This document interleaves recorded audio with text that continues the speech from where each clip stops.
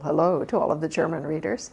I am Diana Gabaldon, or Gabaldon, as the case may be. It rhymes with bad to the bone, if that helps.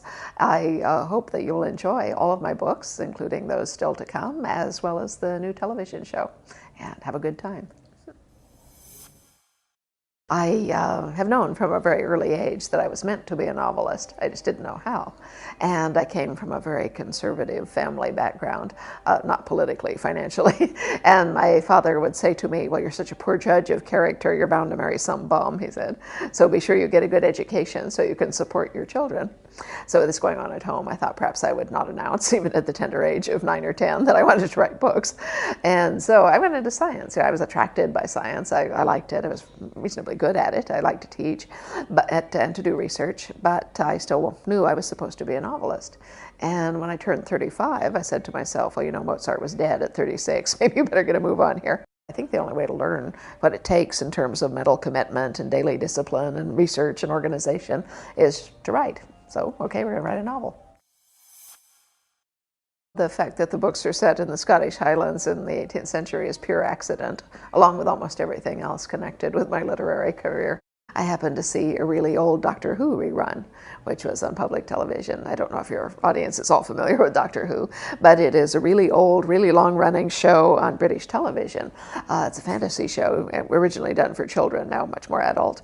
But the doctor of the title is a Time Lord from the planet Gallifrey who travels through space and time, having adventures.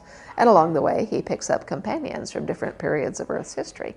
And in this very old show, which has to have been done 50 years ago, he had picked up a young Scotsman from 1745, and this young man appeared in his kilt. So I said, fine, Scotland, 18th century. So that's where I began, knowing nothing about Scotland or the 18th century, having no plot, no outline, and no characters, nothing but the rather vague images conjured up by the notion of a man in a kilt.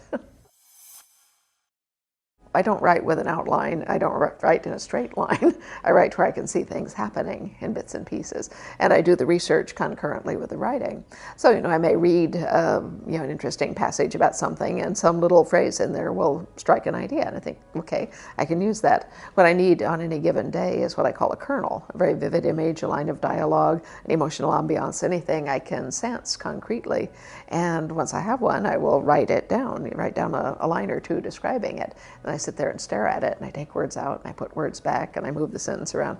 And, you know, the conscious part of my mind is trying to make this as clear and elegant and beautiful a sentence as it can be. And meanwhile, the back of my mind is kicking up questions, you know, how is the light falling, what time of day is it, and so forth. People have been trying to make a movie of Outlander for years and years and years, and I have seen enough attempts to assure you that it can't be done. It's a very long, complex book. It's very dense, and the pieces are very tightly interlocked. But it is a really powerful and compelling story, and people wanted to put it on film. And it's, without going into the whole story because it's very long, we were extremely lucky to have attracted the attention of Ron Moore at a time when Game of Thrones had sort of opened the door for this particular kind of television to be made.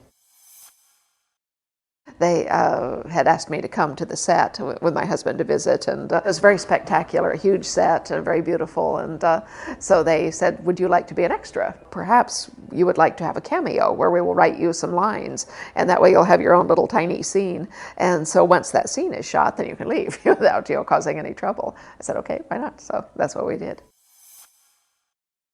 Well, if I had to live someplace other than where I grew up, Flagstaff, Arizona, I actually live in Scottsdale, but I keep my old family house in Flagstaff. But if I had to live for some other place, it would probably be Inverness in Scotland, or maybe Christchurch, New Zealand. I sort of feel an affinity for both those places. Oh, what is the first thing I'd like to do at home? Well, the first thing I do when I get home is to do with my dogs. I have two big fat dachshunds, you know, the big dockles, and standard dogs, the big ones. Anyway, they when I get home, you know, they immediately come rushing to meet me, throw themselves on the floor at my feet in transports of delight, and writhe and squeak. Oh, if I had 3 wishes, I have 3 children. I wish health, happiness for them.